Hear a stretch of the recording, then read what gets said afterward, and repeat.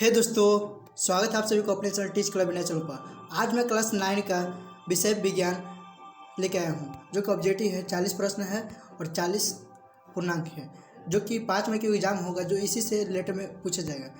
क्योंकि मैं भी एक क्लास 9 का छात्र हूँ, मैं जानता हूँ कि इससे रिलेटेड कुछ प्रश्न मैं इंपॉर्टेंट लाया हूँ। क्लास 9 का साइंस विज्ञान का, जो कि बहुत इंपॉर्टेंट है। तो ये बढ़ते हैं प्रश्न से को देखते हैं कैसा प्रश्न है। देखिए, पहला प्रश्न है यहाँ पर। क्वेश्चन नंबर 1 है कि स्वचालित वाहनों में एक यंत्र लगा होता है जो उनके द्वारा तय की गई दूरी को प्रदर्शित करता है। इस यंत्र को क्या कहते हैं? ऑप्शन नंबर ए है ओडोमीटर, ऑप्शन नंबर बी है स्पीडोमीटर, ऑप्शन नंबर सी है थर्मामीटर, ऑप्शन नंबर डी है इनमें से कोई नहीं। इसका राइट जवाब होगा ऑप्शन नंबर ए ओडोमीटर।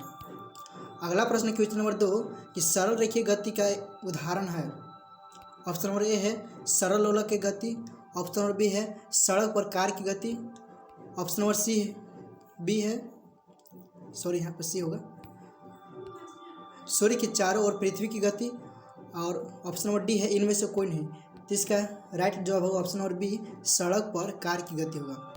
इससे पहले आप अगर हमारे चैनल को लाइक करके शेयर सब्सक्राइब नहीं किए तो प्लीज़ कर दें, क्योंकि मैं क्लास 9 से जुड़े और भी मैं वीडियो अपलोड करता रहूँगा। तो बढ़ते हैं अगला प्रश्न क्वेश्चन नंबर 3 कि इकाई समय में निश्चित दिशा में तय की गई दूरी को क्या कहते हैं? ऑप्शन दिया गया है। ऑप्शन नंबर ए है चाल, ऑप्शन नंबर बी है वेग, ऑप्शन नंबर सी है विस्थापन, ऑप्शन नंबर डी है त्वरण। इसका राइट जवाब होगा ऑप्शन नंबर बी वेग कहते हैं। इकाई समय में जो तय होता है निश्चित दिशा में होना चाहिए। अगर निश्चित दिशा नहीं होगा तो फिर चाल होगा। ओके, अगला प्रश्न क्वेश्चन नंबर 4 कि एक समान गति की अवस्था में त्वरण होता है। ऑप्शन नंबर ए है शून्य, ऑप्शन नंबर बी है धनात्मक, ऑप्शन नंबर सी है ऋणात्मक, ऑप्शन नंबर डी है इनमें से कोई नहीं। तो इसका राइट जवाब होगा ऑप्शन नंबर ए शून्य होता है।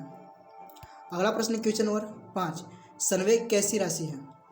संवेग कैसी राशि है? ऑप्शन नंबर ए है सदिश, ऑप्शन नंबर बी है अदिश, ऑप्शन नंबर सी है सदिश एवं अदिश दोनों, और ऑप्शन नंबर डी है इनमें से कोई नहीं। तो इसका राइट जवाब होगा ऑप्शन नंबर ए सदिश राशि है। संवेग सदिश राशि होती है। ओके, अगला प्रश्न क्वेश्चन नंबर 6 कि सभी वस्तुएं अपनी अवस्था में परिवर्तन का विरोध करती है। यह गुण कौन सा दर्शाता है या कहलाता है? ऑप्शन नंबर ए है पल, ऑप्शन नंबर बी है जड़त्व, ऑप्शन नंबर सी है द्रव्यमान, ऑप्शन नंबर डी है संवेग। तो इसका राइट जवाब होगा ऑप्शन नंबर बी जड़त्व को दर्शाता है। अगला प्रश्न क्वेश्चन नंबर 7 संवेग का एसआई मात्रक होता है। ऑप्शन नंबर ए है केजी मीटर प्रति सेकेंड, ऑप्शन नंबर बी है केजी मीटर सेकेंड के स्क्वायर, ऑप्शन नंबर सी है न्यूटन, ऑप्शन नंबर डी है मीटर प्रति सेकेंड। तो इसका राइट जवाब होगा ऑप्शन नंबर ए कि केजी मीटर प्रति सेकेंड होता है। अगला प्रश्न क्वेश्चन नंबर 8 कि यदि दो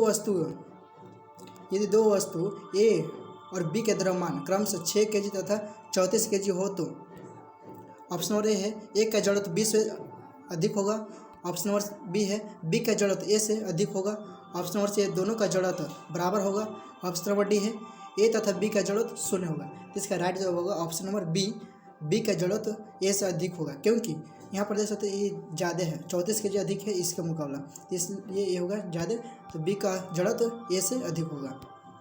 ओके, तो अगला प्रश्न की ओर बढ़ते हैं क्वेश्चन नंबर 9। क्वेश्चन नंबर 9 है कि न्यूटन का कौन सा गति नियम ही गति का वास्तविक नियम है? ऑप्शन नंबर ए है प्रथम गति नियम, ऑप्शन नंबर बी है द्वितीय गति नियम, ऑप्शन नंबर सी है तृतीय गति नियम, ऑप्शन नंबर डी है इनमें से कोई नहीं। इसका राइट जवाब होगा ऑप्शन नंबर बी, मतलब द्वितीय गति नियम। द्वितीय गति नियम ही गति का वास्तविक नियम को दर्शाता है। अगला प्रश्न क्वेश्चन नंबर 10 कि पृथ्वी के गुरुत्वीय त्वरण जी का मान होता है। एक बड़ा जी होता है और एक होता है छोटा जी। ओके, ध्यान दीजिएगा, तो मतलब छोटा जी होगा। ओके, देखिए ऑप्शन दिया गया है। ऑप्शन नंबर ए है मीटर प्रति सेकेंड, ऑप्शन नंबर बी है मीटर प्रति second square, option number C है न्यूटन, ऑप्शन नंबर डी है केजी मीटर प्रति सेकेंड। तो इसका राइट जवाब होगा मीटर प्रति सेकेंड स्क्वायर। ओके, अगला प्रश्न क्वेश्चन नंबर 11 पृथ्वी सूर्य के चारों ओर चक्कर लगाती है, यह किस बल के कारण होता है? ऑप्शन नंबर ए है गुरुत्वाकर्षण बल, ऑप्शन नंबर बी है उत्प्लावन बल, ऑप्शन नंबर सी है दबाव, ऑप्शन नंबर डी है इनमें से कोई नहीं। इसका राइट जवाब होगा ऑप्शन नंबर ए गुरुत्वाकर्षण बल के कारण सूर्य चारों ओर क्या करती है, चक्कर लगाती है। पृथ्वी जो है सूर्य के चारों ओर परिक्रमा करती है। ओके, तो अगला प्रश्न है क्वेश्चन नंबर 12। सर्वाधिक गुरुत्वीय स्थिरांक का जी का ईसाई मात्रक है, बड़ा जी है। यहाँ पर देखिए, यहाँ पर बड़ा जी है, इसलिए इसका मान देखना है। ऑप्शन नंबर ए है मीटर प्रति सेकेंड, ऑप्शन नंबर बी है केजी मीटर प्रति सेकेंड, ऑप्शन नंबर सी है न्यूटन मीटर स्क्वायर प्रति KG square, option number D है जूल। तो इसका राइट जवाब होगा option number C, newton metre square प्रति केजी स्क्वायर। ओके, अगला प्रश्न क्वेश्चन नंबर 13। यहाँ पर है कि यदि दो वस्तुओं के बीच की दूरी को आधा कर दिया जाए तो उनके बीच का गुरुत्वाकर्षण बल किस प्रकार बदलेगा। ऑप्शन नंबर ए है 4 गुना बढ़ जाएगा, ऑप्शन नंबर बी है 2 गुना बढ़ जाएगा, ऑप्शन नंबर सी है 4 गुना घट जाएगा, ऑप्शन नंबर डी है 4 गुना घट जाएगा। इसका राइट जवाब होगा ऑप्शन नंबर ए, मतलब कि 4 गुना बढ़ जाएगा। अगला प्रश्न क्वेश्चन नंबर 14। द्रव्यमान का मान सभी जगह होता है, द्रव्यमान का मान सभी जगह होता है, क्या होता है। ऑप्शन नंबर ए है समान, ऑप्शन नंबर बी है असमान, ऑप्शन नंबर सी है परिवर्तनशील, ऑप्शन नंबर डी है इनमें से कोई नहीं। इसका जो होगा राइट आंसर ऑप्शन नंबर ए समान होता है। अगला प्रश्न क्वेश्चन नंबर 15। दिए गए चित्र में पदार्थ की किस अवस्था के कणों को दिखाता है। देखिए यहाँ पर जो पदार्थ है मतलब नज़दीक नज़दीक है, देखिए यहाँ पर नज़दीक नज़दीक पदार्थ है, इसलिए मतलब कि ठोस को दर्शाता है। देखिए ऑप्शन नंबर ए है ठोस, ऑप्शन नंबर बी है द्रव, ऑप्शन नंबर सी है प्लाज्मा, ऑप्शन नंबर डी है गैस, मतलब कि इसका राइट आंसर ऑप्शन नंबर ए। ओके, तो अगला प्रश्न क्वेश्चन नंबर 16। क्वेश्चन नंबर 16 है अगरबत्ती की सुगंध आपको दूर से ही मिलती है, इससे पदार्थ की कण के किस गुण को मापता है, पता चलता है इससे। ऑप्शन नंबर ए है पदार्थ के कण बहुत छोटे होते हैं, ऑप्शन नंबर बी है पदार्थ के कणों के बीच रिक्त स्थान होता है, ऑप्शन नंबर सी है पदार्थ के कण एक दूसरे को आकर्षित करते हैं, ऑप्शन नंबर डी है पदार्थ के कण निरंतर गतिशील होते हैं। इसका राइट जवाब होगा ऑप्शन नंबर डी, पदार्थ के कण निरंतर गतिशील होते हैं, इसके कारण हमें इत्र की सुगंध देती है, मतलब अगरबत्ती की गंध। अगला प्रश्न क्वेश्चन नंबर निम्नलिखित में से किस पदार्थ में विसरण की गति तेज होगी। ऑप्शन नंबर ए है जल, ऑप्शन नंबर बी है ऑक्सीजन, ऑप्शन नंबर सी है लोहा, ऑप्शन नंबर डी है तेल। इसका राइट जवाब होगा ऑप्शन नंबर बी ऑक्सीजन। अगला प्रश्न क्वेश्चन नंबर 18 कि वायुमंडलीय दाब पर एक किसी ठोस को उसके गलनांक पर द्रव में बदलने के लिए जितनी उसमें ऊर्जा की आवश्यकता होती है उससे क्या कहते हैं। ऑप्शन नंबर ए है क्वथनांक, ऑप्शन नंबर बी है गलनांक, ऑप्शन नंबर सी है संग्रहण की गुप्त ऊष्मा, ऑप्शन नंबर डी है वाष्पन की गुप्त ऊष्मा। इसका राइट जो होगा ऑप्शन नंबर सी, संग्रहण की गुप्त ऊष्मा होती है। अगला प्रश्न है क्वेश्चन नंबर 19। द्रव अवस्था में परिवर्तित हुए बिना ठोस अवस्था से सीधे गैस में और वाष्प में बदलने की प्रक्रिया को क्या कहते हैं। ऑप्शन नंबर ए है ऊर्ध्वापातन, ऑप्शन नंबर बी है वाष्पीकरण, ऑप्शन नंबर सी है संगलन, ऑप्शन नंबर डी है विसरण। इसका राइट जो होगा ऑप्शन नंबर ए, ऊर्ध्वापातन कहते हैं। अगला प्रश्न क्वेश्चन नंबर 20। क्वथनांक से कम ताप पर द्रव के वाष्प में परिवर्तित होने की प्रक्रिया को क्या कहते हैं, क्या कहलाती है। ऑप्शन नंबर ए है ऊर्ध्वापातन, ऑप्शन नंबर बी है वाष्पीकरण, ऑप्शन नंबर सी है संगलन, ऑप्शन नंबर डी है गलन। तो इसका राइट जवाब होगा ऑप्शन नंबर बी वाष्पीकरण कहते हैं। यहाँ पर वाष्प बनने की प्रक्रिया पूछ रहा है तो वाष्पीकरण। ओके, अगला प्रश्न क्वेश्चन नंबर 21 कि 0 डिग्री सेल्सियस बराबर होता है किसके बराबर होता है। ऑप्शन नंबर ए है 100 केल्विन के बराबर, ऑप्शन नंबर बी है 273 केल्विन के बराबर, ऑप्शन नंबर सी है 300 केल्विन, ऑप्शन नंबर डी है 0 केल्विन। के का मतलब होता है केल्विन। ओके, तो इसका राइट जवाब होगा ऑप्शन नंबर बी, 273 केल्विन के बराबर होता है। अगला प्रश्न है क्वेश्चन नंबर 22। क्वेश्चन नंबर 22 है कि डाल्टन का परिवहन सिद्धांत का निम्नलिखित में से कौन सा बिंदु द्रव्यमान संरक्षण के नियम को व्याख्या करता है। ऑप्शन नंबर ए है सभी द्रव परमाणुओं से निर्मित होते हैं, ऑप्शन नंबर बी है दिए गए तत्व के सभी परमाणुओं का द्रव्यमान एवं रासायनिक गुणधर्म समान होते हैं, ऑप्शन नंबर सी है परमाणु अविभाज्य सूक्ष्म कण होते हैं जो रासायनिक अभिक्रिया में ना तो निर्मित होते हैं और ना ही उनका विनाश होता है, ऑप्शन नंबर डी है कोई किसी भी यौगिक में परमाणु के सापेक्ष संख्या एवं प्रकार निश्चित होते हैं। तो इसका राइट जो होगा ऑप्शन नंबर सी, परमाणु अविभाज्य सूक्ष्म कण है जो रासायनिक अभिक्रिया में ना तो निर्मित होते हैं ना ही उनका विनाश होता है।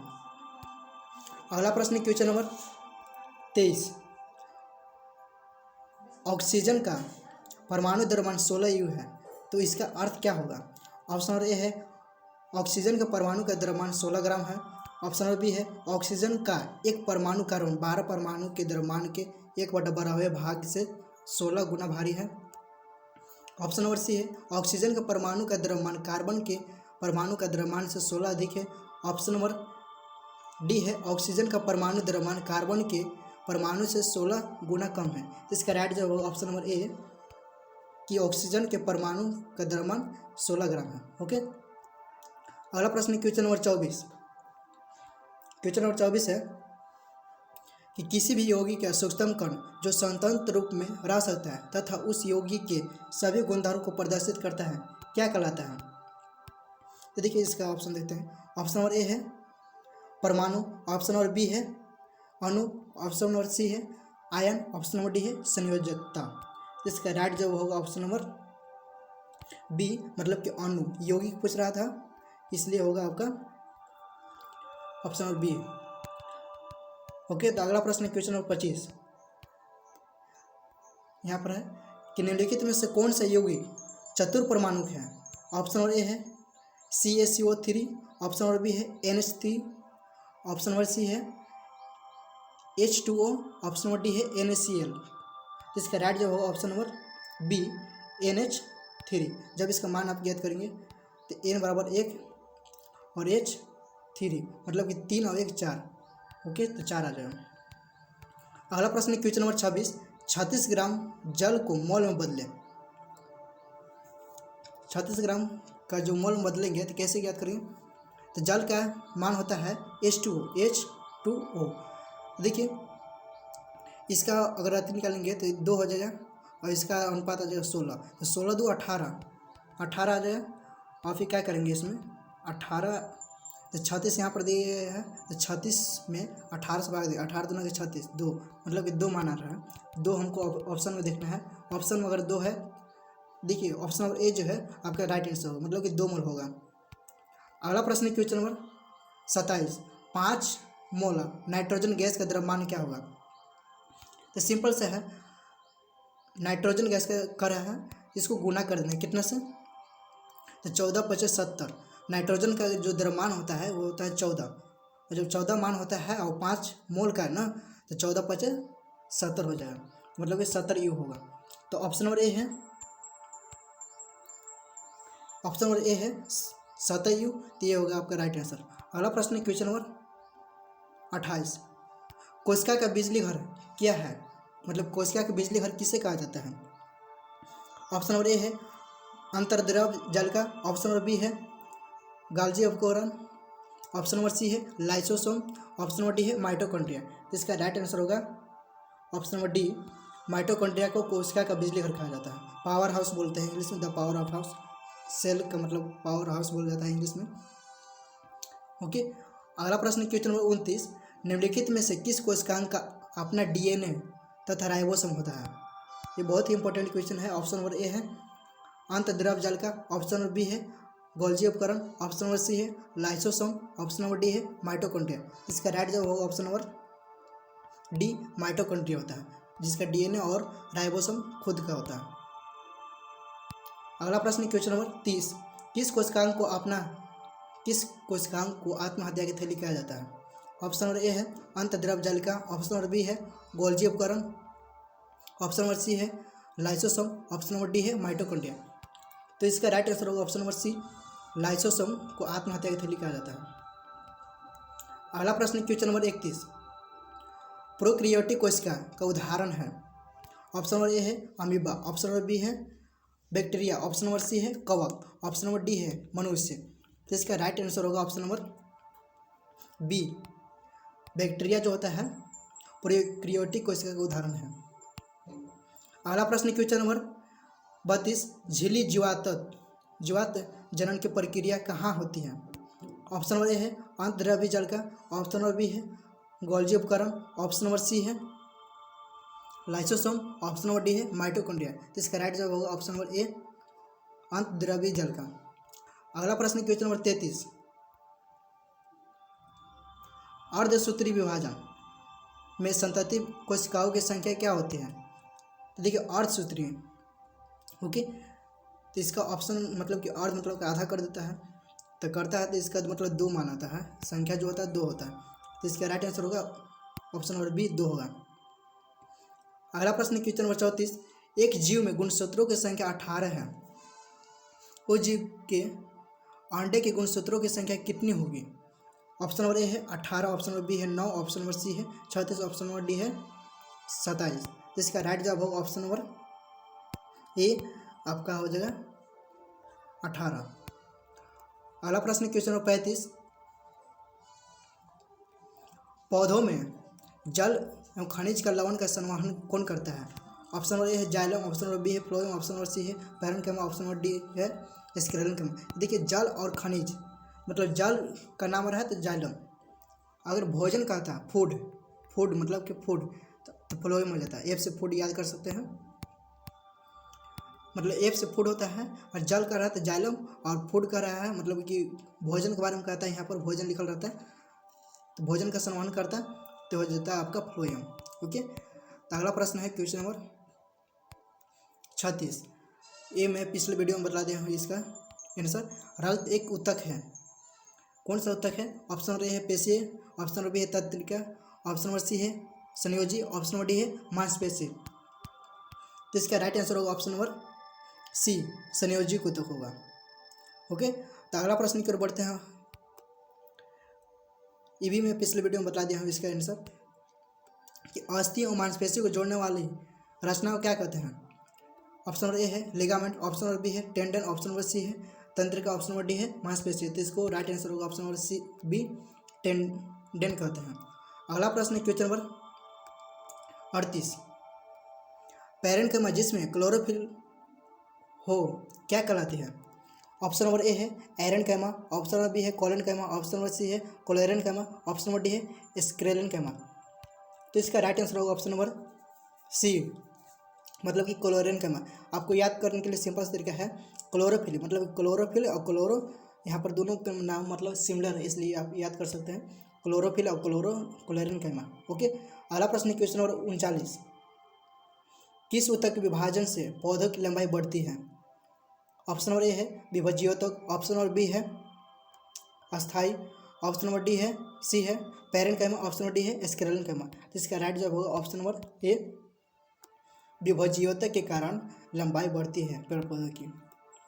अगला प्रश्न है क्वेश्चन नंबर 40 कि मुख गुहा के आंतरिक सतह किस ऊतक की बनी होती है? ऑप्शन नंबर ए है एपिडर्मल, ऑप्शन नंबर बी है तंत्रिका, ऑप्शन नंबर सी है संयोजी, ऑप्शन नंबर ए है पेशीय। तो इसका राइट आंसर होगा ऑप्शन नंबर ए एपिडर्मल। इस वीडियो में मैं 40 प्रश्नों को हल किया हूँ, बतलाया हूँ 40 प्रश्नों को, जो कि बहुत इंपॉर्टेंट था क्लास 9 के लिए। और आप और भी वीडियो देखना चाहते हैं क्लास 9 से जुड़ी तो आप हमारे चैनल को सब्सक्राइब करें, क्योंकि मैं और भी वीडियो लाता रहूँगा क्लास 9 से जुड़ी और भी, क्योंकि अभी तो सब्जेक्टिव ऑब्जेक्टिव हो रहा है और फिर सब्जेक्टिव भी होगा, तो इसलिए आप अगर न्यू हैं तो आप हमारे चैनल को जरूर सब्सक्राइब करें। मिलते हैं नेक्स्ट वीडियो में, तब तक के लिए जय हिंद दोस्तों। आप हमारे वीडियो को लाइक शेयर सब्सक्राइब जरूर कर दें, तब तक के लिए जय हिंद।